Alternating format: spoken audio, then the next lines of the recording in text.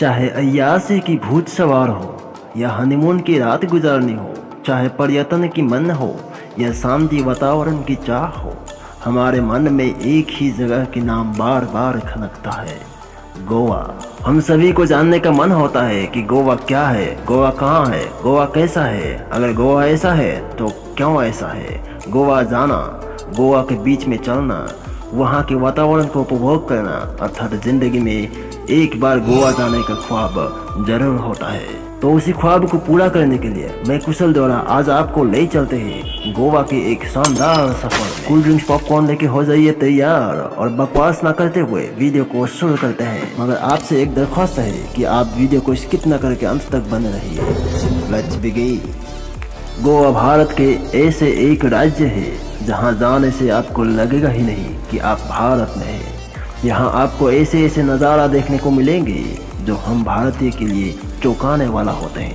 कद में तो गोवा भारत के सबसे छोटे राज्य है, लेकिन प्रति व्यक्ति आय में गोवा भारत के सबसे आगे है। वैसे गोवा इतनी मॉडर्न होने के कारण उसके इतिहास है, क्योंकि गोवा 450 सालों तक पुर्तगालों के शासन में रहे। गोवा की राजधानी पनाजी है। क्षेत्रफल के अनुसार में गोवा भारत के सबसे छोटे राज्य है और जनसंख्या के अनुसार चौथी सबसे छोटी राज्य है।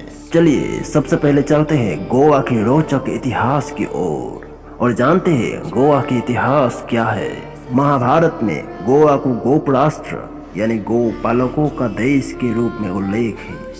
पुराने ग्रंथों में गोवा के नाम गोवा राष्ट्र, गोपकपुरी, गोवांचल, गोवे, गोवापुरी और गोमंत आदि के रूप में पाया जाता है। माना जाता है कि गोवांचल यानी गुजरात से लेकर केरल तक के क्षेत्र को भगवान परशुराम ने एक यज्ञ के दौरान अपने वाणों की वर्षा से समुद्र को कई स्थानों पर पीछे धकेल दिया था। उत्तरी गोवा में हरमल के पास आज भी भूरे रंग का एक पर्वत है जिसको परशुराम के यज्ञ करने का स्थान माना जाता है। गोवा के लंबे इतिहास की शुरुआत 3री सदी ईसा पूर्व से शुरू होता है, जब यहाँ मौर्य वंश के शासन की स्थापना हुई। बाद में 1ली सदी की शुरुआत में इस पर सातवाहन वंश के शासकों का अधिकार स्थापित हुआ और फिर चालुक्य शासकों ने इस पर वर्ष 580 से 750 तक राज किया। इसके बाद के सालों में से इस पर कई अलग अलग शासकों ने अधिकार किया। वर्ष 1312 में गोवा पहली बार दिल्ली सल्तनत के अधीन हुआ, लेकिन उन्हें विजयनगर के शासक हरिहर प्रथम के द्वारा वहां से खदेड़ दिया गया। अगले 100 सालों तक विजयनगर के शासकों ने यहां शासन किया और बाद में बहामी सुल्तान द्वारा फिर से दिल्ली सुल्तानत का हिस्सा बनाया गया। बहामी शासकों के पतन के बाद बीजापुर के आदिल शाह का यहाँ कब्जा हुआ। सन 1510 में पुर्तगालों ने आदिल शाह को पराजित करके पुर्तगाल शासन का प्रारंभ किया, जो 4.5 सदियों तक चला। 19 दिसंबर 1961 को भारत की सेना ने ऑपरेशन विजय का संचालन किया, जिसके परिणाम गोवा भारत का केंद्र शासित क्षेत्र बना। 30 मई 1987 को गोवा भारत के 25वां राज्य के रूप में स्वीकृत किया गया।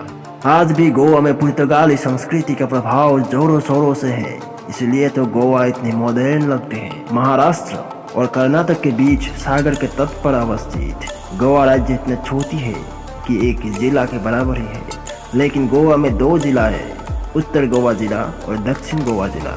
गोवा की कमाई सबसे अधिक पर्यटन से ही होता है। हर साल लाखों पर्यटक यहाँ पर्यटन के लिए आते हैं।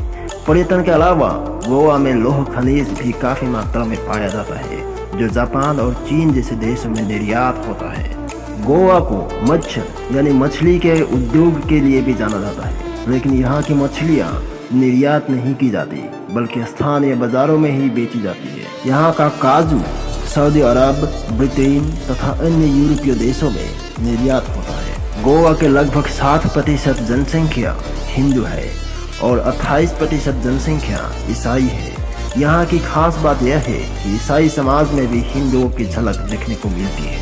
यहाँ की संस्कृति को पुर्तगालों ने जोरों शोरों से खत्म करने की प्रयास की थी, लेकिन संस्कृति प्रेमी गोवा वासियों के सामने पुर्तगाली नाकाम रहे। गोवा की नाइट लाइफ की अगर बात की जाए तो यहाँ की नाइट लाइफ सबसे रंगीन होती है। यहाँ हर 10 कदम में आपको एक बाढ़ देखने को मिल जाएंगे। गोवा में वैसे 7,000 से भी अधिक बाढ़ है जो डे एंड नाइट चलती है। भारत के सबसे अधिक चर्च गोवा में ही मौजूद है और भारत का सबसे पहला मेडिकल कॉलेज भी गोवा में ही है।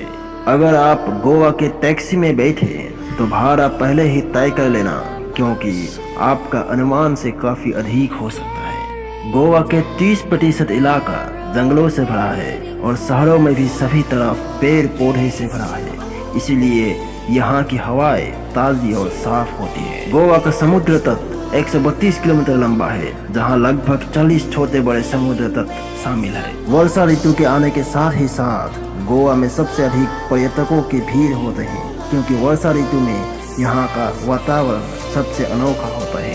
अगर आप कभी गोवा घूमने जाए तो आपको बता दूं कि गोवा में भाड़े का बाइक भी पाया जाता है, जो बाइक भाड़े पे लेके आप पूरे गोवा के खूबसूरत नज़ारा को उपभोग कर सकते हैं। आज के लिए बस इतना मैं ही समाप्त करता हूँ। अगर वीडियो अच्छा लगा तो वीडियो को एक लाइक करके चैनल को सब्सक्राइब करके जाइएगा। धन्यवाद। जय हिंद।